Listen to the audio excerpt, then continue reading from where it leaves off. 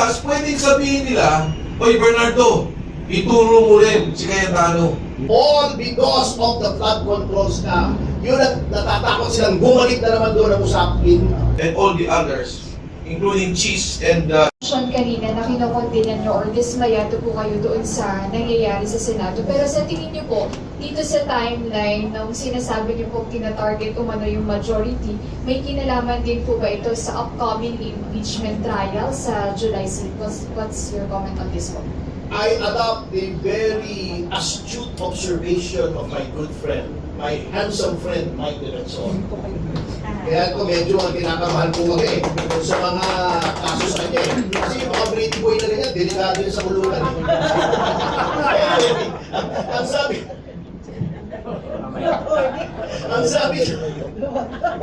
ang sabi niya ay it has nothing to do with impeachment. Tama siya. They do not have the numbers. It's all because of the flood control scam. Yun at natatakot silang bumalik na naman doon ang usapin at pampukin po yung mga masterminds. But I think he's training at the least he wants to say something.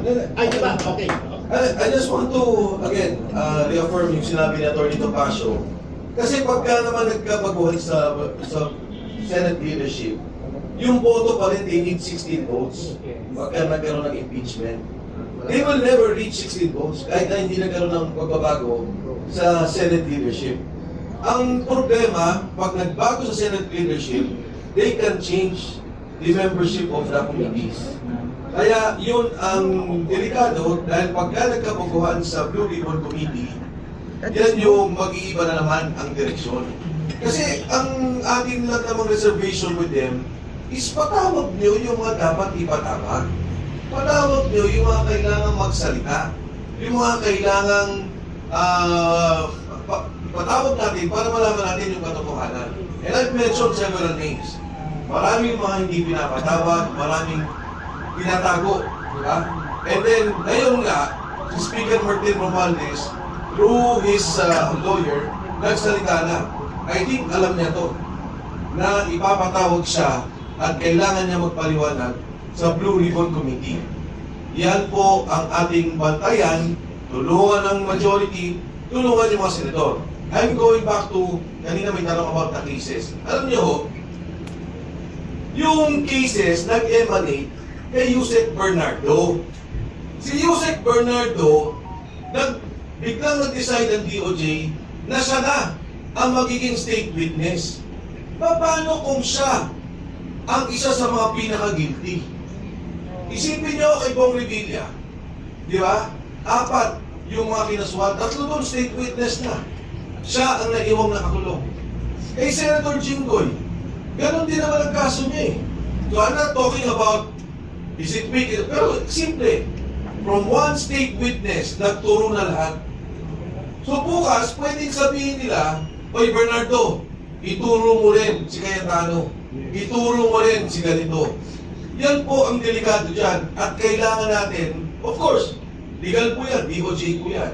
Pero at least, pag narinig namin talaga sa committee, sa Blue Ribbon Committee, malalaman natin ang totoo. Alam nyo, eto sinasabi ko, si Yusek Bernardo, noong una yan lumabas, ang sabi, huwag mong sabihin ang pangalan ni Manny Bunuan. Sinabi ang pangalan ni E.S. Bersamin. Kung nare-recall ninyo, binanggit yan ni Yusek Bernardo. May isa pang pangalan na hindi niya binabanggit hanggang sa ngayon. Pinagsabihan siya, tinanggal doon sa kanyang, sa aking pagkakalam, sa information na nakuha ko. Merong tinanggal na hindi niya binanggit.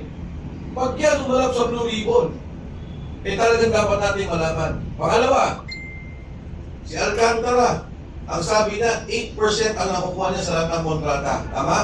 8% in general. Pero alam ko ho, hindi lang siya 8%. Kasi nga, ghost project eh. Wala namang ginawa. Oho. Ang pumasok sa distrito niya from 2022 until the investigation is about 30 billion na natin. 30 billion pesos. Ang sinuli ng pera magkano?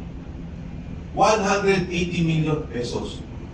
Yung 30 billion na yun, sa 8% na lang, o 10% na lang para madaling compute, 3 billion kaagad.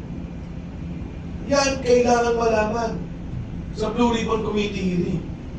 Yung mga binanggit na congressmen ni Diskaya, madami po yan. May mga binanggit si Saldico na cabinet secretaries. Kailangan natin malaman yan.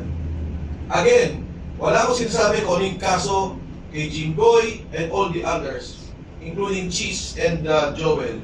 Pero isang tao lang po yan, si Yusek Bernardo.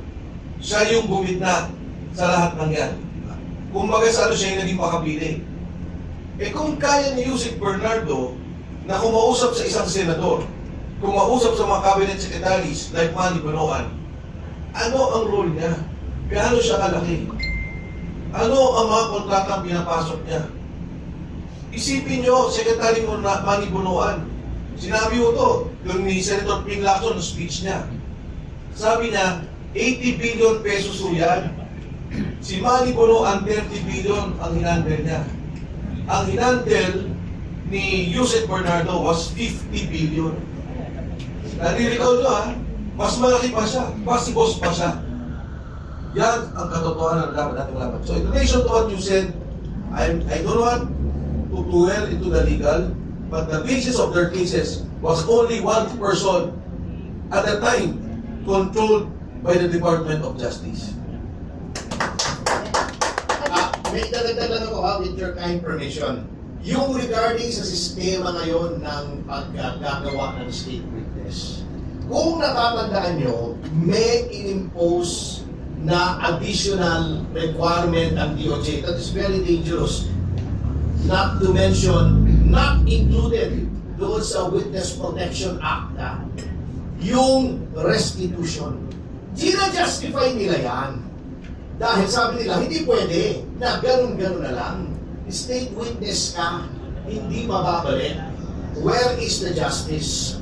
Ito po ang mabigat dyan. Okay? Una-una, sasagutin ko, ibig sabihin ba pag state witness ka, hindi na mababawi yung ill-gotten wealth mo? No! Minimislead po tayo ng DOJ.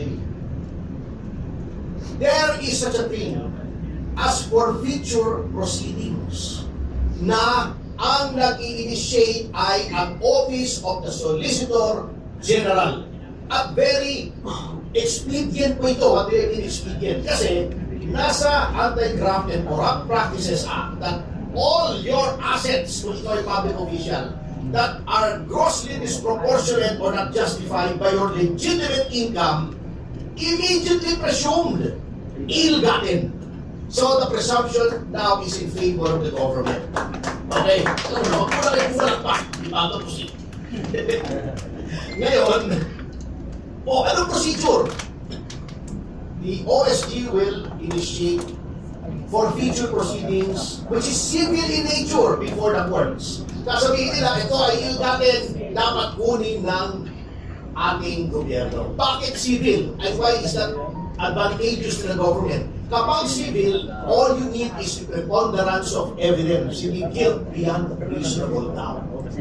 So, anong importante rito kung bakit forfeiture? Sino nagdedetermine kung at magkano ang babawiin? Ang hukuman after trial. Magkano ba talaga nakurakot nitong si A? 500 million, 1 billion, balik mo lahat sa gobyerno yan.